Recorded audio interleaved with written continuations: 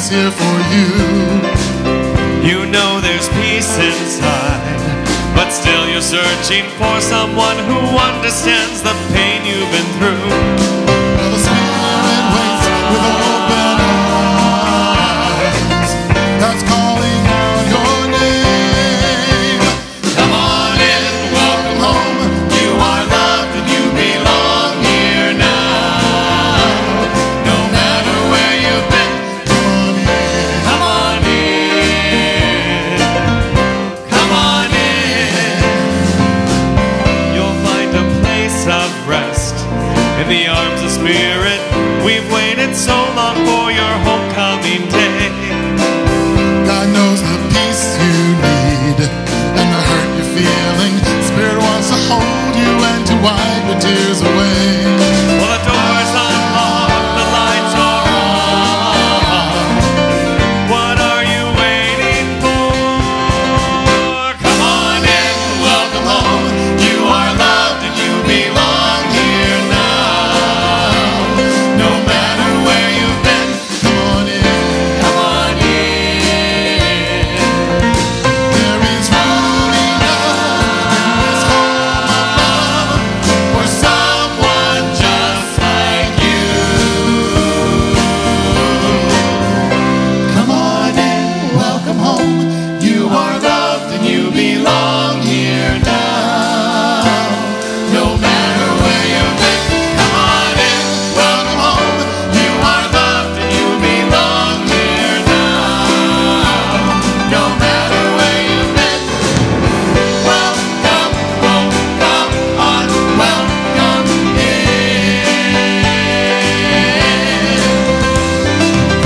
Welcome home, come on, welcome in. You are loved Welcome home, and you belong here. welcome in. Come on in. Aloha. Aloha. Top of the morning to you on this Irish island of Oahu. The Emerald Isle of the Pacific, right? We welcome you, and we ask now that you please stand and join us as you are able. Let's sing about being holy, holy. 1, 2, 3.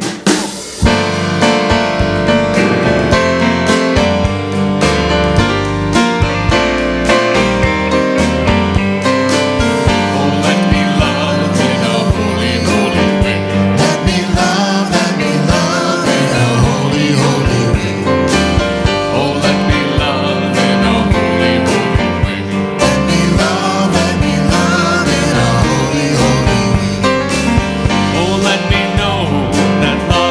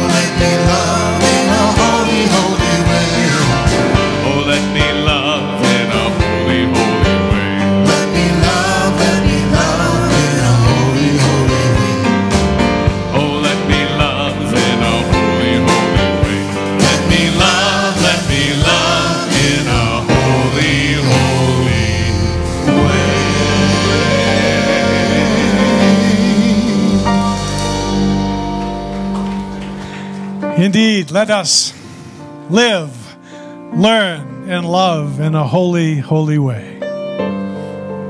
Hey, como mai. Welcome to Unity Church of Hawaii, where ascending in God, we elevate global consciousness through the realization of oneness.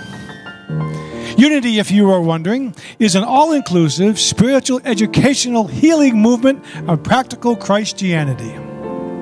It is founded and grounded in prayer, as our co-founders, Myrtle and Charles Fillmore, both had extraordinary healing experiences through the power of prayer. They also discovered truth and then lived that truth as they knew it to be. And they never said that what they learned was anything new, nor did they say it was the only way. What they did say and what they continue to do is to inspire us and to invite us to discover truth and then live that truth as we know it to be. And it is in living truth that we bring heaven to earth and live the abundant life, the life that we are meant to live as the beloved of God. And one of the ways that us Unitics like to gain a greater understanding of truth is by the use of denials and affirmations. And every year, Unity publishes a Lent book. And this year, it's Feast and Fasting and Feasting, it's called. And fasting would be like a denial, and feasting would be like an affirmation. So I thought in the spirit of that Lent booklet and Lent this Sunday, we would try a fast and a feast statement on for size. So if you will, please repeat after me with zelocity. I feast on thoughts, rewind. I fast on thoughts, words, and actions of division. Thoughts, words, actions on divisions. I feast on thoughts, words, and actions of unity. I feast on thoughts, words, and actions of unity. Let that sink in with a breath.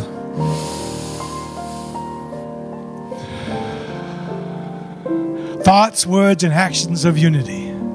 Friends, we are indeed the indigenous species of Mother Earth. We are one. That is truth. And in the spirit of oneness, I think we should have a feast of our unity by standing as you are able. Please do that and greet one another in love.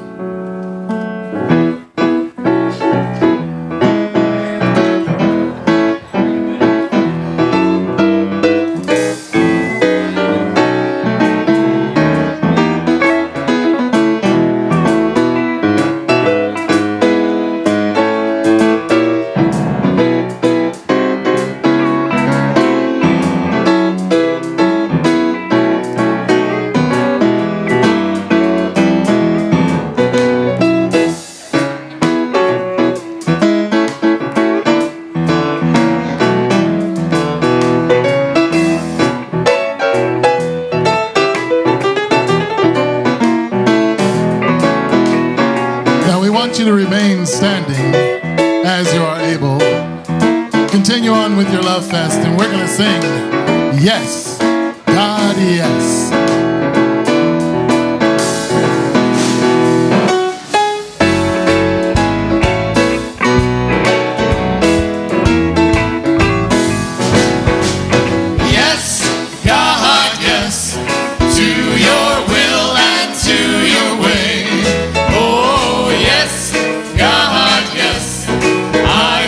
Trust you and obey when your spirit speaks to me.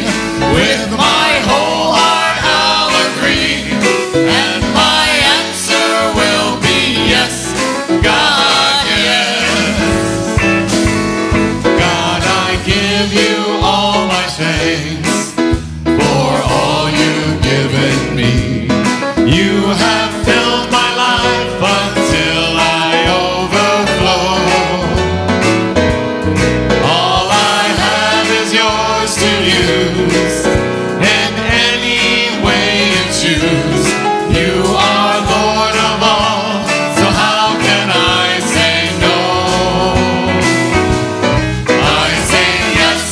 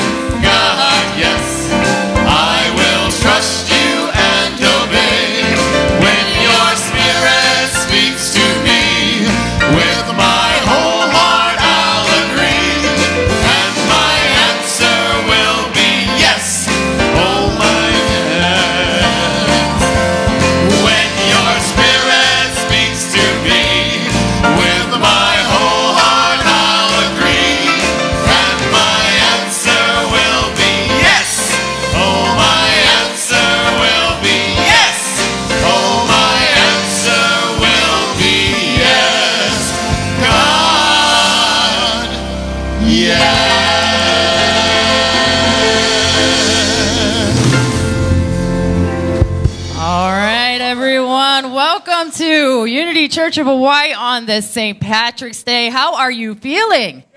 Woo! I see a lot of people dressed in green celebrating this wonderful holiday. And so thanks for taking some time out today to join with us. Now, during that Hug Fest, I'm interested to know if you saw or met somebody for the first time. So if you're a first timer here or a first time in a long time, we invite you to stand to rise so we may shower you with gifts of love and aloha. Anybody here for the first time or first time in a long time? Beautiful. Okay. So our ushers are headed to you with a gift. The first gift is a kukui nut lei, and that represents the love and light of this Hawaiian island. And then you will receive a packet, a welcome packet. Yes, a welcome packet. Inside that welcome packet is a voucher for a free breakfast today down past Connection Central to our courtyard area where we have a kitchen. And so, and if you could just remain standing so we can offer you a blessing. So friends, let's offer our new friends a blessing. Together, the light of God surrounds you. The love of God enfolds you. The power of God protects you. The presence of God watches over you. Wherever you are, God is, and all is well. Thank you so much for joining. And if you see our friends, our new friends with the kukui nut lei on, please invite them to sit with you during breakfast. Tell them all about this beautiful spiritual community, how it's transformed your life. And so they can get to know what we're all about here in this community. So thank you. You may have a seat, and then we will have live streamers from all around the world, including the United States or mainland. Excuse me. We are in the United States, aren't we? So let us give a shaka to those that are live streaming us. They're live streaming us from Atlanta, from Deutschland. Everywhere in between, maybe even Ireland. So happy St. Pat's Day to you as well. And today I will be joined on platform by the beautiful, the wonderful, the magnificent Reverend Levitt Thomas. And today's message, of course, will be given by our interim minister, Nicholas Griffin. Reverend Levitt, what's the good news, sir? Do we have someone that's here? Yes, we do. We do have an individual who has been joining us for 2.5 months and will be leaving. I think Palmyra? Anybody know that? Oh, right there. Yes, there you go. Thank you for joining us for these 2.5 months. We know we are blessed to have you part of our Wednesday prayer meditation service, and then also our Sunday services. Thank you for joining our community during this time. And let us send a special blessing to you as you go back home and remember us fondly. So, friends, let us say prayer for protection as well together. The light of God surrounds you. The love of God enfolds you. The power of God protects you. The presence of God watches over you. Wherever you are, God is, and all is well. Thank you for being the blessing to this community. And Reverend Levitt, the good news. There we go, the good news. Everybody got a bulletin. This, by the way, is your map to all the churches of Unity Church of Hawaii. Please keep it handy at all times because there'll be a quiz later. All right, the good news. This Thursday at 6 p.m. is the monthly board meeting. It'll be up in 201. That's the monthly board meeting in room 201. Please come. Everybody is invited to come to hear and understand all the workings of Unity Church of Hawaii. That's this Thursday at 6 p.m. up in room 201. And on Saturday, March 23rd, from 10 a.m. to 11:30 a.m., we have our beloved Nicholas going to do a seminar titled Continuum. Have you ever wondered about eternal life? You have questions about where do we go? What happens next? Well, we're going to have a wonderful discussion on that very topic right here in the chapel on Saturday, March 23rd. Please come. Nicholas is an extraordinary seminarian. Is that English of some sort? I make up words all the time, so I just made up a seminarian. No, a seminarian. Seminarian. One who gives seminars. I even make up words, and I also have definitions for them. So there. That, keep your bulletin, check your bulletin for all the other items in it. Please keep it handy again. There'll be a quiz one of these days. And now take a deep breath with me as we prepare for a time of contemplation by singing We Are One.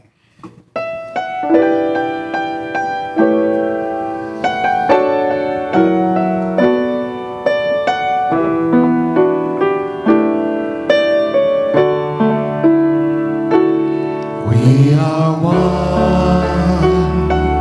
We are one. I am you, you are me. We are one. And in this unity, we will live in harmony, and peace will come, 'cause we are one.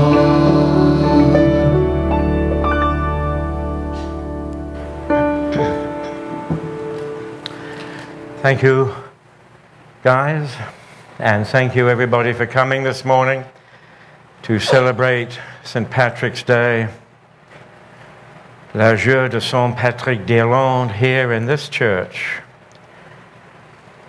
And as you know, we set aside a little time each day on that Sunday that we meet to establish a thought for the week, a simple affirmation, sometimes just a phrase that we can carry with us throughout the days of the week ahead as they unfold, and as we have the moment here or there to just center ourselves and remember our spiritual identity. We remember that there's something special about St. Patrick's Day because there's an Irish gene in every one of us. It doesn't matter whether we're white, yellow, green, pink, blue, yellow, any color you want to name. The Irish gene is there. And it reminds us of our essential oneness and togetherness as human beings, as creations of the one God.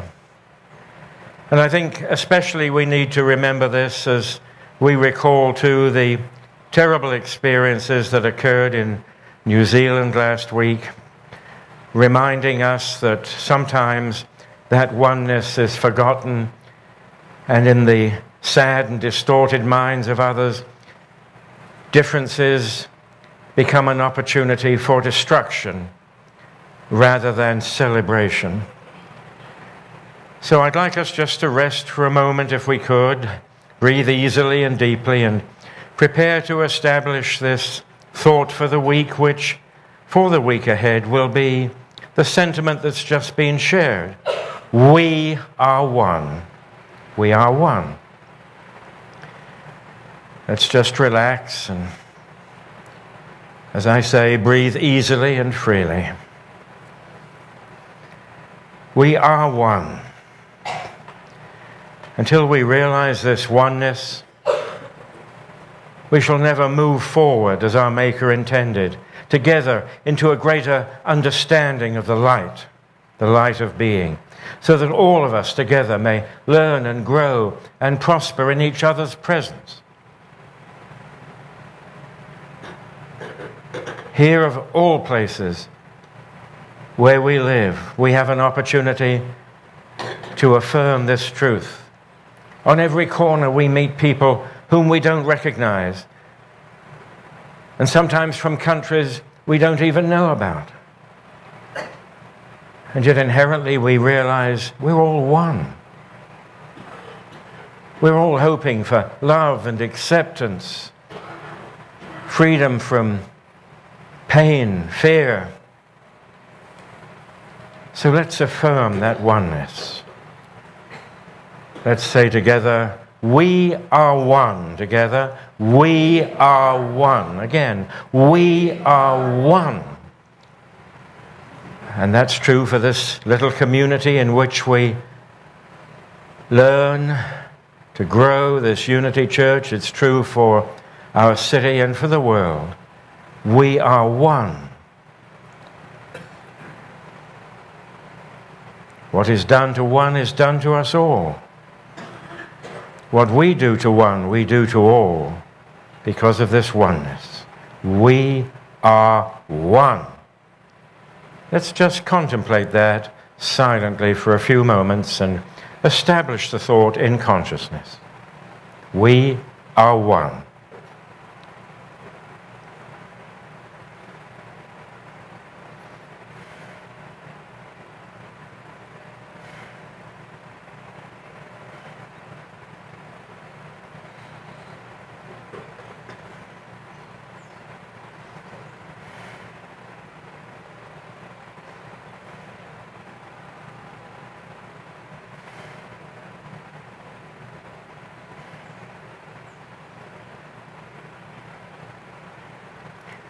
We are one.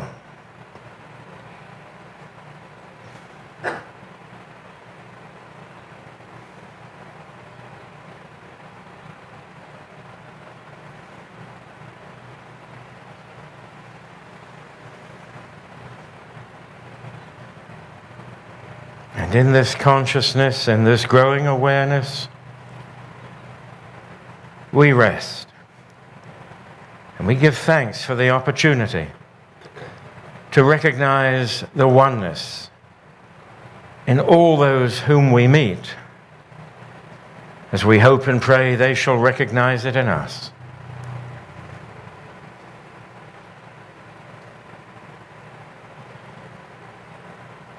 And we give thanks for this opportunity to contemplate this great truth and to establish it again, yet again, within our own consciousness. And so it is. Amen.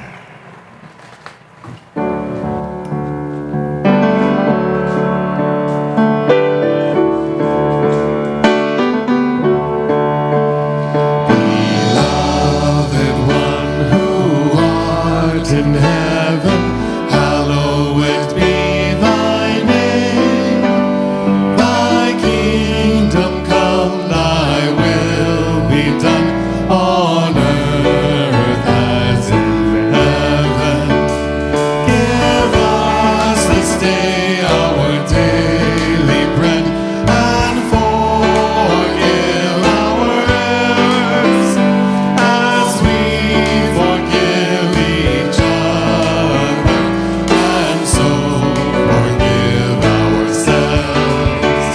And leave us not in times of trial, but deliver us from fear. For thine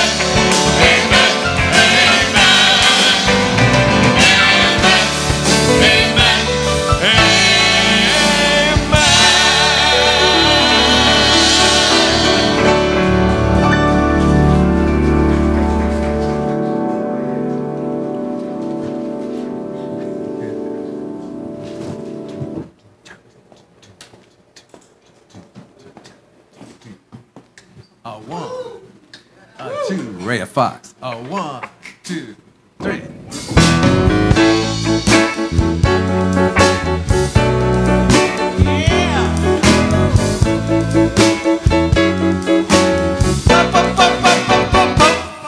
I relax, let go, release and surrender. I relax, let go, release and surrender. I relax, let go, release and surrender. All is well, all is well, all is well. I relax, let go, release and surrender. I relax, let go, release and surrender. I relax, let go, release and surrender. All is well, all is well, all is well. And every day I affirm and pray that I'm blessed with everything I have.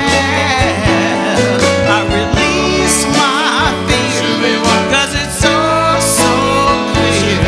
I am held, I am loved, I am safe. I relax, let go, release and surrender. I relax, let go, release and surrender. I relax, let go, release and surrender. All is well, all is well, all is well. And now I see what my life can be when I trust in the process and have faith. And now I know when I just let go that I have all I ever need. I relax, let go, release and surrender. I relax, let go, release and surrender. I relax, let go, release and surrender. All is well, all is well. I am well, I relax, I let go, I release and surrender. I relax, let go, release and surrender. I relax, let go, release and surrender. All is well, all is well. I am well, I am well. All is well, all is well. I am well.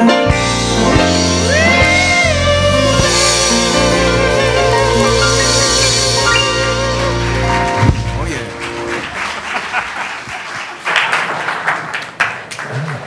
Thank you.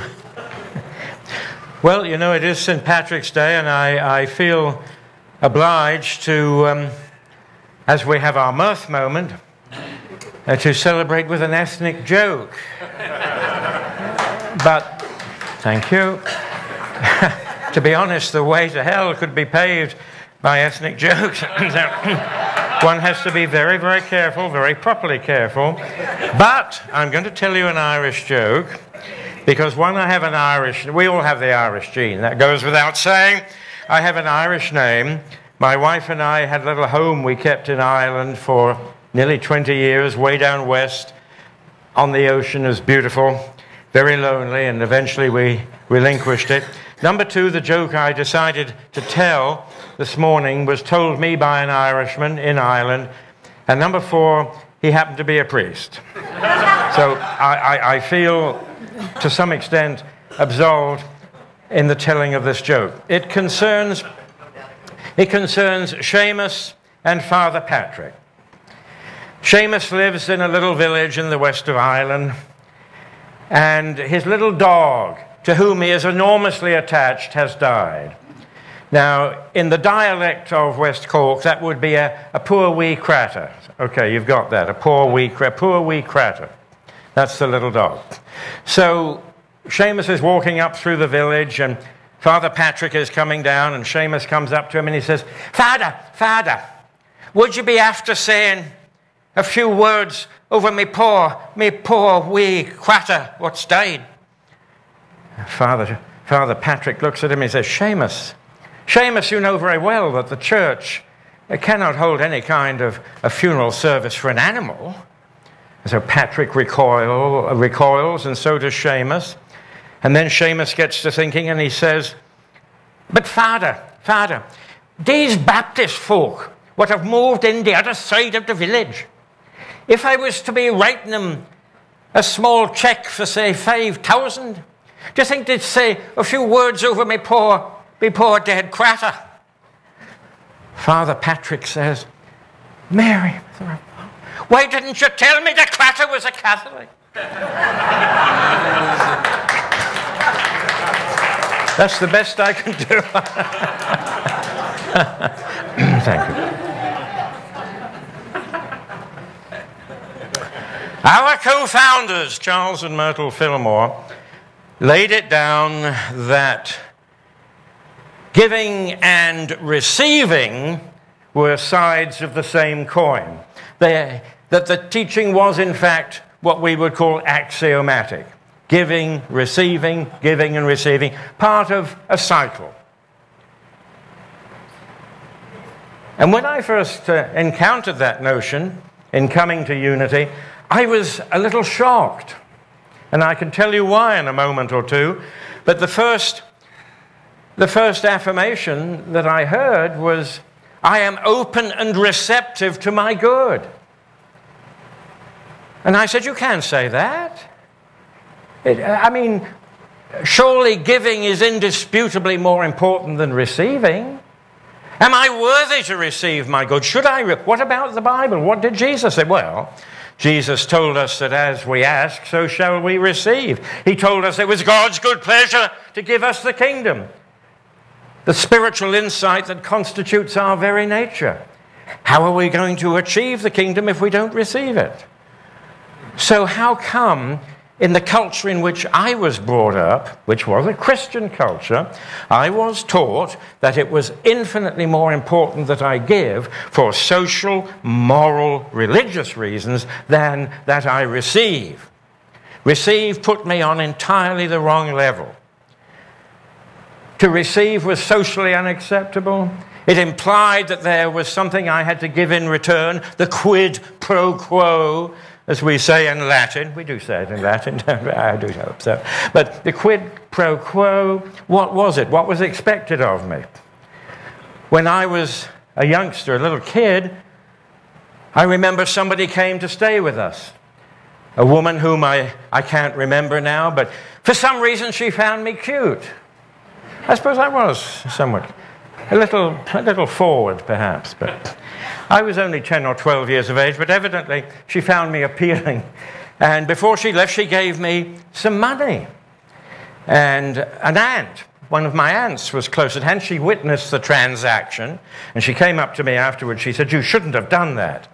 She said, how can you take money? She said, you can't do that. We don't do that. People don't do that. We don't take money. You have no right to receive this. I couldn't figure out why. I thought it was a great idea, but she did let me keep it, I recall. But the whole idea was that by receiving, I had demeaned myself in some way. I wasn't worthy of it. I shouldn't have done it. Giving, on the other hand, I remember when I was growing up, was always regarded as important because it did establish the superiority. Doesn't everybody who gives feel a little bit superior? Oh. Well, yes, we're bestowing gifts, and the recipient is grateful. So giving and receiving don't seem to be part of something axiomatic. They seem to be something of a social transaction. And yet, how did this notion grow up and permeate the society in which we live? Giving much more important and significant than in fact, receiving can be seen as positively horrifying. Have I become a socialist or something? Am I running around telling people that we're going to give them something for nothing? Oh my God. Well, why did it happen so? Well, I'll tell you why it happened in part, at least. Jesus said all these wonderful things about giving and receiving, but Jesus wasn't the founder of Christianity. Had he been, things might have been a little different. The Apostle Paul certainly was perhaps the founder of early primitive Christianity, but he writes, or is recorded as having said in the book of Acts, "It is more blessed to give than to receive." Right away he imposes a distinction, a qualitative distinction, even quantitative distinction, upon that fundamentally axiomatic notion that giving and receiving are part of the same act. He says, oh, no. Giving is more blessed than receiving. Why do you think he said that? Why? He is a very shrewd businessman, the Apostle Paul. Do you think any pastor in his or her right minds would tell a congregation that they could receive with the equal degree of expectation of good? No. I have to tell you, it's far more blessed for you to give. Now, if I wasn't leaving in 2 or 3 weeks, I'd be worried about the security of my job, because I'm telling you this morning that giving and receiving are equally blessed in the eyes of that which made us. But I should be telling you, it's far better that you give. Don't you come around here trying to receive. You are to give. Paul was very shrewd. That's how he founded a church. That's how the church grew. For hundreds and hundreds of years, poverty could be described as a virtue. Look at the mendicant friars, as they were called, of the Middle Ages. But giving was always regarded as superior. There is in one of the Carolinas, I think it's South Carolina, a Christian college. I won't name it. A Christian fundamentalist college. And they have what they call the greatest collection of Christian art in the world. If exaggeration were a sin, I imagine they would have committed it. However, who's to blame them? They want to get people to give money. So, anyway, if you're conned into believing it is the greatest religious collection of religious pictures in the world, to go and see it, and it is worth seeing. Most of the canvases belong to the late Renaissance or to the early Baroque period. The Renaissance, the rebirth, naissance, birth in French, the rebirth of learning, of course, in Europe, maybe in the 14th, 15th centuries even. But they're old canvases. But what impresses one most, or impressed me, when I went from room to room, gallery to gallery, was the inevitable presentation of a giver in a superior position. Undoubtedly, the giver was morally and spiritually superior. The supplicant, or the recipient of the good, was always men, of course. There were always men giving and men receiving. We don't have to make that point, but they're always there, you know. And I'm on a horse, you know. I'm giving a purse of gold to my underlings, you know. And they grovel and snivel appreciatively. And of course, my power and authority and control are, as a result, immensely enhanced. Why shouldn't they be? But even in the giving of spiritual gifts, there's always somebody or something up there, sometimes has wings, giving to somebody down here. That's not what Jesus taught, and it's not what unity believes. Giving and receiving, we say, are part of the same fundamental action. As we give, so shall we receive. If you give, expect to receive. Now, if you give out of bad motivation, or if you give in some crooked form or fashion, okay, well, then that's a moral issue, isn't it? But if you give openly of yourself, it doesn't have to be money or goods. We live in a materialist society, so we always think giving has to be money or goods or something. No, we can give of our love, we can give of our understanding, we can give of our compassion, which we should. One of the great tragedies that I've experienced over the years in counseling people is that often in marital relationships, in relationships between people, there is often an inability to accept the love that one has to offer. Sometimes both partners find it difficult to accept love from the other. They're always afraid that there are conditions attached, or that there will be some quid pro quo required, or it's demeaning in some sense. If we learn how to give properly in love and compassion, openly of our gifts, whatever they may happen to be, maybe they are money, those gifts, but also they can be so many, many intangible qualities that make us what we are as human beings. As we reach out and we give, we should expect the return. What's wrong with that? There's nothing immoral or socially improper about that. That's the way the universe works, folks. You give, you receive. I give, I expect my good to return to me. I can't say in what form. Might return in a totally different form, but I have to expect my good to come back. I have to open myself, do I not? There's an old tradition in the East, an old proverb in the East that says, if the flower doesn't open in the morning to receive the dew, it will die. Of course it will die. Of course it will. If we go around like this, if we never open ourselves to receive, if we never expect to receive, why would we receive? We miss out on the benefits of receiving our good. It's complex. It's a difficult thing sometimes to understand. But as we give, so we receive. But so many of us find it difficult to just make that little transition into opening our hearts to receive. I told the story this morning of one of our less popular presidents who lived a long time ago, Andrew Jackson, who pardoned a man whom he believed had been unfairly condemned for a capital crime. And it was probably true, the man was innocent. But the man, for whatever reason, wouldn't accept Andrew Jackson's pardon. He couldn't receive it. He wouldn't receive it. Nobody knows why. But the Supreme Court at the time gave an opinion. It said, no matter how meritorious the case in this instance, this individual would not receive the pardon freely offered. There is no way of coercing the individual to receive what was freely offered. I assume the man was hanged or shot or whatever they did to people in those days, but he wouldn't receive. Therefore, he couldn't take advantage of what was offered. It's amazing how often we limit ourselves for whatever reason in that receiving process. I reminded people earlier today, too, that when I used to raise birds, I was very fond of birds, little birds, parakeets and things, and I used to breed them as a kid. And I was very fond of one little bird, I remember, and I wanted to give it more freedom. Not outside, because I knew it wouldn't survive, but in the aviary. I thought, you know, being confined in this little cage, surely it will want to fly, it will want to receive its freedom. So I opened the door. I left the door open. Bird wouldn't come out. He was so stuck there in the security of that little cage that he wouldn't spread his wings. And I say sometimes to myself and to other people, spread your wings, receive the good that's all around you. Open up, open yourself to these wonderful experiences and opportunities that surround us.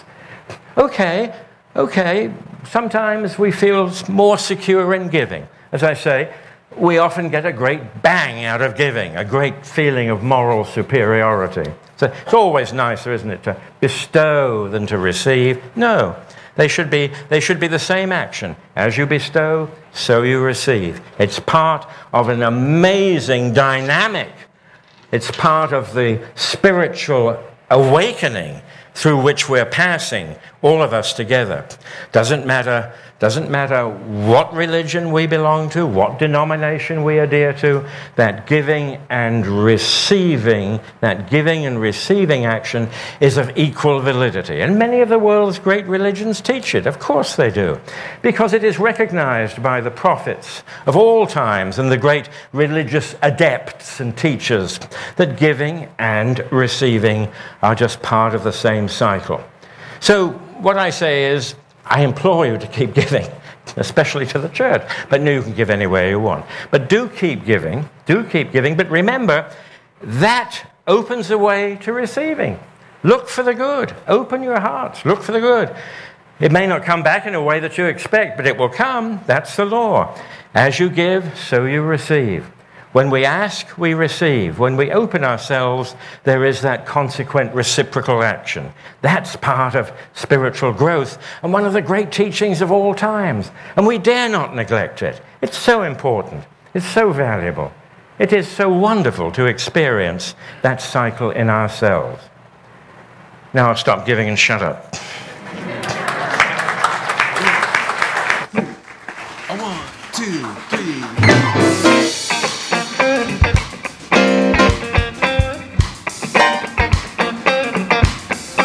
In the spirit of giving and receiving, to truly give, we must receive. It's true. So I invite you to chant along with me for an increase in your own prosperity, your abundance, all that you would draw from the wealth that God has promised all of us, so that you can give more. Chanting is I give a line and you respond. It's a wonderful thing. So let's try it start out with the question. What do I want? What do I desire? What will bring me to my highest good? What do I want? What do I desire? What will bring me to my highest good? Prosperity. Prosperity. Abundance. Abundance. I claim it. I claim it. It is mine. It is mine. Love. Love Flows through me. flows through me. I feel joy. Feel joy. All the time. I can have it. Say it. Have it. I deserve it. I deserve it. I claim it. I claim it. Yes, it is mine. It is mine. I can have it. I can have it. I deserve it. I deserve it. It is what I am. It is mine. It is mine. Peace. Let's call for peace. Fills my heart. Fills my heart. I surrender everything. Everything Health. Call for health is my birthright. is my birthright. Passion helps me sing. Please say, I can have it. I can have it. I claim it. I claim it. I deserve it. Deserve it. It is mine. It is mine. I can have it. Have it. I deserve it. I deserve it. I claim it. I claim it. It is mine. Break it down. You can dance if you want Feels to. good to call you good, don't it?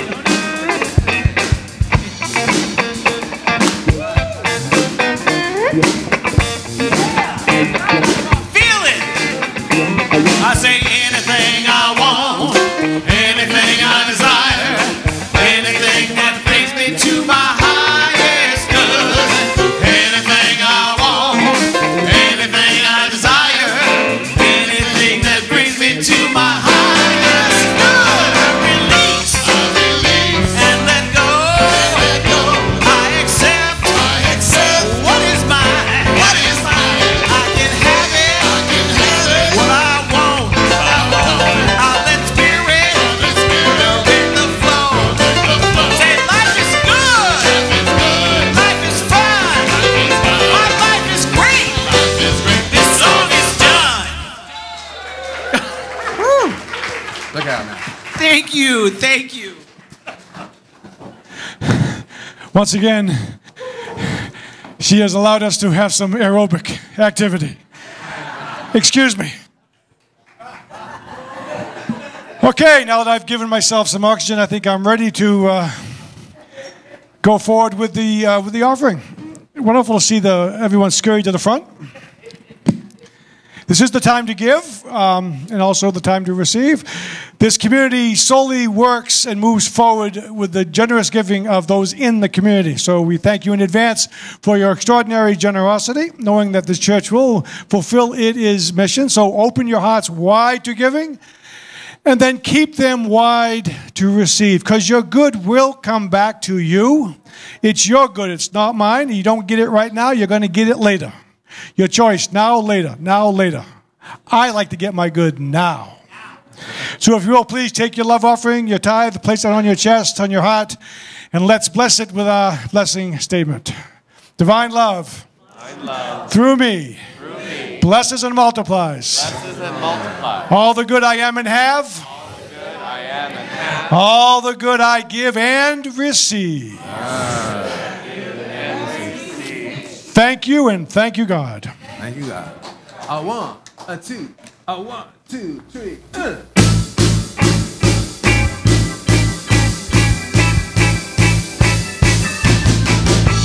It might seem crazy what I'm about to say. Sunshine, she's here, you can take a break. I'm a hot air balloon that can go to space. With the air like I don't care, baby, by the way. Because I'm happy. Clap along if you feel like a room without a roof. Because I'm happy. Clap along if you feel like happiness is the truth. Because I'm happy. Clap along if you know what happiness is to you. Because I'm happy. Clap along if you feel like that's what you want to do. Here comes bad news, talking this and that. Well, give me all you got and don't hold back. I should probably warn you, I'll be just fine. No offense to you, don't waste my time. Here's why. Because I'm happy. Clap along if you feel like a room without a roof. Because I'm happy. Clap along if you feel like happiness is the truth. Because I'm happy. Clap along if you know what happiness is to you. Because I'm happy. Clap along if you feel like that's what you want to do. Happy. Bring me down, can't nothing. Happy. Bring me down, my love is too high. Happy. Bring me down, can't nothing. Happy. Bring me down, I said. Happy. Bring me down, can't nothing. Happy. Bring me down, my love is too high. Bring me down, can't nothing. Happy. Bring me down, I said, because I'm happy. Clap along if you feel like a room without a roof. Because I'm happy. Clap along if you feel like happiness is the truth. Because I'm happy. Clap along if you know what happiness is to you. Because I'm happy. Clap along if you feel like that's what you want to do. Happy!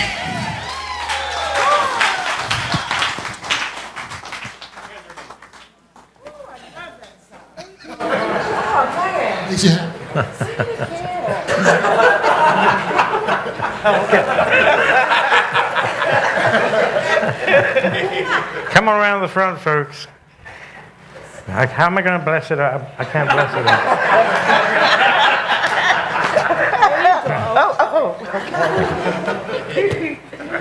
We're trying. We are trying. We are trying. Yes. Folks, love you all. I'm delighted that I'm hearing laughter in the church. This is absolutely wonderful. That's right. Having fun. You're all so very welcome. Go down, get some refreshment afterwards if you possibly can. Let's just pause now to bless and consecrate these gifts so freely given. And we consecrate them and dedicate them only to the furtherance of the work of Spirit in this community. As we reach out, as we give, we know that abundant return shall come in our lives and in the lives of the community. And for this, we do give thanks. And so it is. Amen. Amen. All right, everyone. And I want to give special thanks to each and every one of you for showing up today on St. Patrick's Day, and also to people that make this service possible. First of all of you. This is why we are here, to serve you. And then also our volunteers, whether they're running the camera, the keynote, singing in the kitchen, the band, everyone that has come together to make this a magnificent service. So give yourselves a round of applause. Thank you. And we also have prayer support. So if you have something on your heart that you want prayer with, well, our prayer chaplains are here to pray and hold the high watch with you. And so see them after service. Everything is kept is confidential, and they're willing and waiting to hold the high watch as well. And now I just invite each one of you to rise to stand as we close this service by singing the peace song and Aloha Oi.